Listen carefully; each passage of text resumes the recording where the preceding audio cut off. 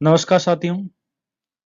एक बार पुनः आपका बहुत सारा हार्दिक स्वागत। और राजस्थान सरकार द्वारा देखिए सीईटी यानी हमारे पहले सीईटी ग्रेजुएशन बेस पर वैकेंसी निकाली गई थी। और हमने बात करी थी कि जल्दी ही सीईटी 12th बेस के आधार पर सीनियर सेकेंडरी लेवल पर निकाली जाएगी। और देखिए सीईटी 12th बेस के आधार पर हमारे सामने आ चुकी है। और इसके लिए संपूर्ण जानकारी देने का पूरा प्रयास किया जाएगा इस वीडियो के अंदर। आपको कुछ फैक्चुअल चीजें आपको बताई जा रही है, उसके बाद आपको पूरी विस्तार से जो विज्ञापन है उस पर चर्चा की जाएगी। तो साथियों यहाँ पर देखिए जो कक्षा 12 उत्तीर्ण कर चुके हैं विद्यार्थी वो यहाँ पर इसे एग्जाम को एलिजिबल माने गए हैं। तो यहाँ पर कक्षा 12 में भले कोई भी आर्ट्स कॉमर्स साइंस कोई सा भी स्ट्रीम हो वो वैलिड है। तो सबसे पहले बात करते हैं साथी यहाँ पर देखिए कि हमारे जो जो भी साथी इसकी तैयारी कर रहे हैं और जो देने जा रहे हैं फर्स्ट बार, तो ये सीनियर सेकेंडरी लेवल पर है। और राजस्थान कर्मचारी चयन बोर्ड के द्वारा ये आयोजित की जाएगी। इसकी एप्लीकेशन फीस पर बात करते हैं ज्यादातर साथियों की, क्योंकि हमारे बेरोजगार जो साथी रहते हैं उनकी सबसे बड़ी समस्या होती है फीस को लेकर। तो देखिए जनरल जो कैटेगरी है, इसके अलावा ओबीसी है और ईबीसी क्रीमिलियर है, उनके लिए 600 रुपये फीस रखी गई है। 600 रुपये फीस रखी गई है। इसके साथ ही जो ओबीसी है, ईबीसी है, ईडब्ल्यूएस है, एससी है, एसटी है, नॉन क्रीमिलियर के अंदर आते हैं, उनको राजस्थान जो दिव्यांग साथी हैं उनके लिए भी 400 रुपये फीस रखी गई है। साथ ही ये फीस आप किसी भी ऑनलाइन मोड के माध्यम से कर सकते हैं, डेबिट कार्ड, क्रेडिट कार्ड या नेट बैंकिंग के माध्यम से या ई मित्र के माध्यम से भी आप इसे ऑनलाइन फीस कर सकते हैं। अब बात करते हैं साथियों कुछ इंपॉर्टेंट दिनांक की बात करते हैं जिनको याद में अपनी जेहन में रखना जरूरी है। क्योंकि सबसे पहले बात करते हैं कि देखिए 2/9/2024 यानी 2 सितंबर 2024 को हमारे फार्म भरने की शुरुआत हो चुकी है। और इसकी जो अंतिम तिथि है, अंतिम तिथि का वैसे कभी भी इंतजार नहीं करना चाहिए, क्योंकि कभी भी सर्वर डाउन हो सकता है, कुछ भी हो सकता है। तो कभी भी कुछ समस्या आ सकती है अपने जीवन काल में। तो इसलिए अंतिम तिथि का इंतजार न करें। जैसे आपको आपने को ये वीडियो प्राप्त हुआ है उसके तुरंत बाद आप अपना तुरंत आवेदन कर दें। तो 1/10/2024 हमारा यहाँ पर 1 अक्टूबर 2024 तक आपको अंतिम तिथि तक आवेदन करना है। इसकी जो संभावित एग्जाम डेट है वो संभावित हो गई है। तो 23/10/2024 से 26/10/2024 तक एग्जाम होने की पूरी पूरी संभावना व्यक्त की गई है। ये संभावना है साथियों। अब बात करते हैं साथियों यहाँ पर एज लिमिट को लेकर काफी साथियों के यहाँ कमेंट्स आते हैं हमेशा कि एज लिमिट क्या होती है। तो देखिए 1/1/2025 तक आपकी एज है वो 18 वर्ष कम से कम होनी चाहिए। 1/1/2025 तक यदि आपकी एज लिमिट 18 वर्ष हो रही है तो आप इसमें मिनिमम एलिजिबल माने गए हैं। इसके अलावा अपन बात करते हैं मैक्सिमम एज लिमिट की बात करते हैं, तो यहाँ पर 40 साल रखी गई है मैक्सिमम। लेकिन इसके साथ साथ आपको बता देते हैं साथियों यहाँ पर आपको विज्ञापन के अंदर हम पूरी तरह से चर्चा करने का प्रयास करेंगे कि वहां पर एससी एसटी ओबीसी जनरल दिव्यांग साथी को जिनको भी है उनको एज के अंदर छूट दी गई है। तो आप एज का फायदा लेकर आप एलिजिबल माने जा सकते हैं। ध्यान रखना ये एज काउंट हो रही है 1/1/2025 से। रही बात इसकी महत्वपूर्ण जो योग्यता रखी गई है वो 12th बेस्ट रखी गई है और कोई भी स्ट्रीम चलेगा, आर्ट साइंस कॉमर्स। अब साथियों हम पूरे संपूर्ण विस्तृत विज्ञापन पर हम चर्चा करने वाले हैं। यहाँ पर देखिए अब हमारे सामने ये विज्ञापन आ चुका है और इस पर देखिए ये राजस्थान कर्मचारी चयन बोर्ड जयपुर के द्वारा ये विज्ञापन जारी किया गया है। 29/8/2024 को ये विज्ञापन रिलीज हुआ है साथियों।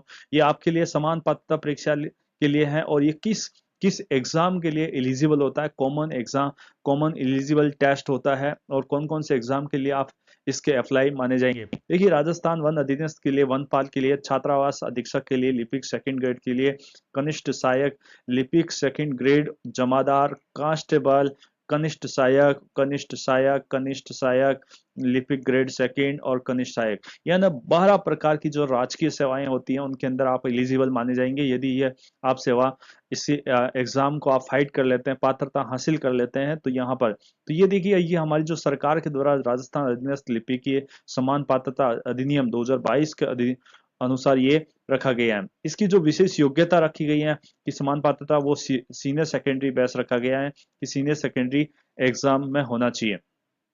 समान पात्रता परीक्षा को वर्ष में एक बार आयोजित, कम से कम एक बार आयोजित की जाएगी। समान पात्रता परीक्षा की स्कोर परिणाम की दिनांक में 1 वर्ष के लिए मान्य होगा। कितने वर्ष के लिए? 1 वर्ष के लिए मान्य होगा। बोर्ड द्वारा उन समस्त अभ्यर्थियों को अंक समान पात्रता परीक्षा में उपस्थित हुए उनको प्रकाशित किया जाएगा सभी को। रही बात साथियों यहाँ पर समान पात्रता परीक्षा में उपस्थित होने के प्रयासों की संख्या के संबंध में कोई भी बाध्यता नहीं है, कितनी बार भी आप इस समान पात्रता परीक्षा को एग्जाम को दे सकते हैं, इसे कोई पाबंदी नहीं है। आईएएस की तरह ऐसा नहीं है कि 7 बार 5 बार 6 बार, ऐसा पाबंदी नहीं है, कितनी बार आप जब चाहें कितनी बार दे सकते हैं। साथ ही यहाँ स्कोर की अवधि परिणाम के दिनांक 1 वर्ष से जैसे परिणाम आएगा उसके बाद 1 साल के लिए वैलिडेट मानी जाती है। ठीक है साथियों, इसके अलावा अपन बात करते हैं कि कुल यहाँ पर कुछ कैटेगरी को छूट दी गई है। जैसे अपन बात करते हैं कि यहाँ पर नियम रख दिया गया है, न्यूनतम आपके पास 40% अंक प्राप्त करने पर विफल माना जाएगा उसको। सभी जो हमारी सब्जेक्ट होते हैं इन पेपर के अकॉर्डिंग उसमें 40% अंक प्राप्त करना जरूरी है, लेकिन एससी और एसटी के लिए अभ्यर्थियों के लिए न्यूनतम 5% का यहाँ पर छूट दी गई है। ठीक है साथियों, इसके अलावा अपन बात करते हैं साथी यहाँ पर शैक्षणिक योग्यता अनुभव के आधार पर भी कुछ छूट दी गई है।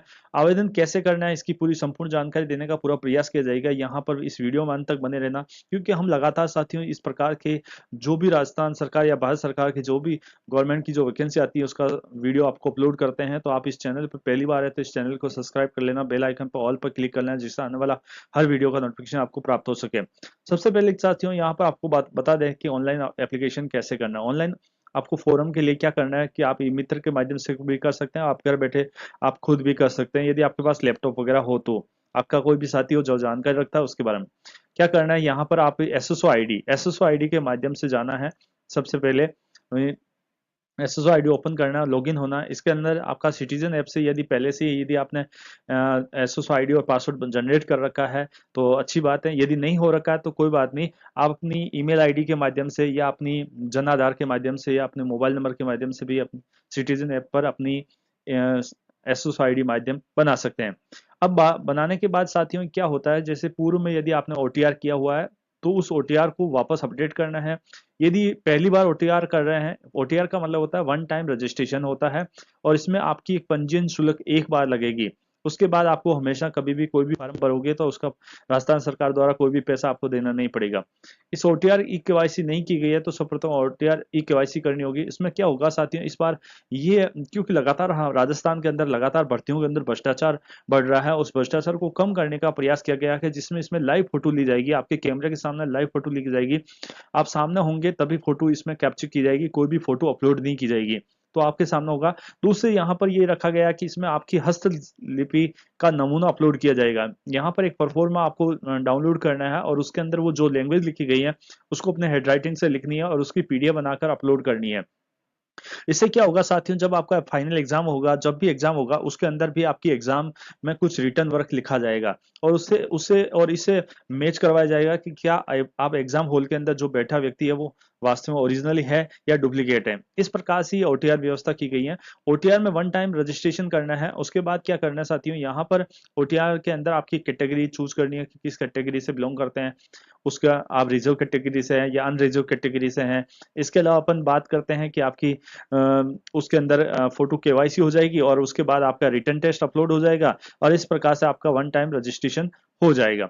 इसके साथ साथ आप अपने बात करते हैं कि आधार कार्ड, वन टाइम आधार कार्ड के लिए आप वन टाइम रजिस्ट्रेशन के लिए आप आधार कार्ड का प्रयोग कर सकते हैं सत्यापन के लिए, क्योंकि उसमें ओटीपी जनरेट होती है। इसके अलावा आपका खुद का फिंगरप्रिंट के आधार पर भी हो सकता है।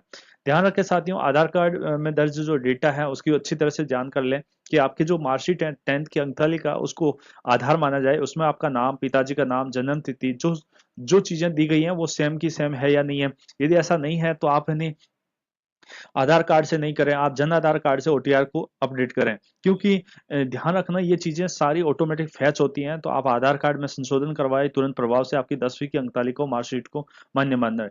तो मूल प्रमाण पत्र विकल्प में यदि उम्मीदवार को मूल प्रमाण पत्र क्रम फैच में बटन पर क्लिक करने के बाद आप बोनाफाइड सर्टिफिकेट के माध्यम से भी करवा सकते हैं। इसके अलावा डिजी लॉकर के माध्यम से 10वीं की मार्कशीट को जोड़ने के माध्यम से भी करवा सकते हैं। इसके अलावा साथ ही यहाँ पर बायोमेट्रिक सत्यापन होगा। ये बायोमेट्रिक सत्यापन का मतलब होता है ये लाइन लिखनी होगी और उसके बाद अपलोड करनी होगी। ध्यान रखें कि आप अपनी ओटीआर करते समय किसी भी प्रकार की कोई गलती नहीं करें, सावधानी से बरतें। इसमें आपकी जो बात करते हैं कि आपकी मेल आईडी और मोबाइल नंबर पूर्ण रूप से दर्ज हो, क्योंकि समय समय पर हमारी जो बोर्ड के द्वारा जो भी सूचना दी जाएगी वो इसी के माध्यम से दी जाएगी। तो उम्मीद है कि आप ओटीआर बहुत अच्छे से कर लेंगे। यदि आपको पहली बार कर रहे हैं तो आप ई मित्र की सहायता ले सकते हैं, जो पहले से जो साथी हैं वो जानकारी इस ले सकते हैं साथियों। अब बात करते हैं साथ ही यहाँ पर कुछ खिलाड़ियों को भी, यहाँ पर देखिए गेम्स के अंदर भी यहाँ पर कुछ खिलाड़ियों को यहाँ पर छूट दी गई है, तो वो इसका फायदा ले सकते हैं। जो भी खिलाड़ी हैं, मैं आपको बारीकी जानकारी, फीस के बारे में हमने जानकारी दे दी है कि 400 रुपये फीस रखी गई है, और कुछ कैटेगरी के लिए हमारी जो कैटेगरी है उनके लिए अपन 600 रुपये फीस रखी गई है। इसके अलावा कौन कौन सी कैटेगरी, किस किस विभाग के अंदर कौन कौन सी वैकेंसी है, वो उसके बारे में हमने आपको जानकारी दे दी है। और इसके साथ साथ जो आरक्षण है उसके बारे में बता दिया है कि आपको आरक्षण यहाँ पर दिया गया है, ठीक है। और वो आरक्षण के बारे में पूरा विज्ञापन आप हमारे वीडियो के कमेंट बॉक्स में कमेंट कर, जो है वहां पर डिस्क्रिप्शन बॉक्स में लिंक दे दिया जाएगा, वहां पर भी देख सकते हैं। इसके अलावा आप कर्मचारी चयन बोर्ड की जो वेबसाइट है वहां पर भी इसको देख सकते हैं, या इसका हमारे वीडियो का आप स्क्रीनशॉट लेकर भी देख सकते हैं। देखिए साथ ही यहाँ पर छूट दी गई है, ठीक है। क्योंकि यदि मैं इसको पूरा विस्तार से बताऊंगा तो वीडियो काफी लंबा हो जाएगा, इसलिए मेन मेन जो चीजें होती है अति आवश्यक है वो आपको बताई जा रही हैं। इसके अलावा देखिए साथी, यहाँ पर दिव्यांग जो साथी हैं उनके लिए भी यहाँ पर सारे के सारे आरक्षण की व्यवस्था की गई है, वो इसका फायदा ले सकते हैं। दिव्यांग साथी जो भी है, जिनके पास मेडिकल सर्टिफिकेट होना चाहिए, मेडिकल बोर्ड के द्वारा बना होना चाहिए जिला मुख्यालय के आधार पर। इसके अलावा साथ ही यहाँ पर देखिए कार्मिक विभाग की अधिसूचना में सीनियर सेकेंडरी यानी सेकेंडरी स्तर की सीएटी एग्जाम रखा गया है। इसमें सीनियर सेकेंडरी उसके समतुल्य जो भी एग्जाम होते हैं वो होना चाहिए, ठीक है। यहाँ पर बात करते हैं साथ ही ये आपके एग्जाम कि यहाँ पर बात की गई है कि जो व्यक्ति यदि पाठ्यक्रम के अंतिम वर्ष की परीक्षा में उपस्थित हुआ है या सम्मिलित हो रहा है, वो नियमों में उल्लिखित पद के लिए शैक्षणिक योग्यता की आवश्यकता और सीधी भर्ती के उक्त पद के लिए आवेदन करने के लिए पात्र होगा। यदि आप कक्षा 12 में अध्ययन कर रहे हैं तो भी यहाँ पर आप क्या कर सकते हैं, इसके लिए आवेदन कर सकते हैं। आप एलिजिबल माने जाएंगे। इसमें आपको यहाँ पर लिखना है कि मैं वर्तमान में अध्ययन कर रहा हूँ, ठीक है। मुख्य परीक्षा में उपस्थित होने से पहले लिखित परीक्षा और साक्षात्कार के दोनों चरणों के माध्यम से चयन किया जाएगा। यानी आपका जो चयन किया जाएगा वो लिखित परीक्षा और इंटरव्यू के माध्यम से किया जा सकता है। साक्षात्कार उपस्थित होने से पहले जहां लिखित परीक्षा या इंटरव्यू माध्यम से चयन किया जाता है। लिखित परीक्षा में साक्षात्कार में उपस्थित होने से पहले जहां केवल लिखित परीक्षा और या केवल इंटरव्यू के माध्यम से भी चयन किया जा सकता है, ऐसा मामला। यानी अलग अलग पोस्ट के लिए अलग अलग है, ठीक है साथियों।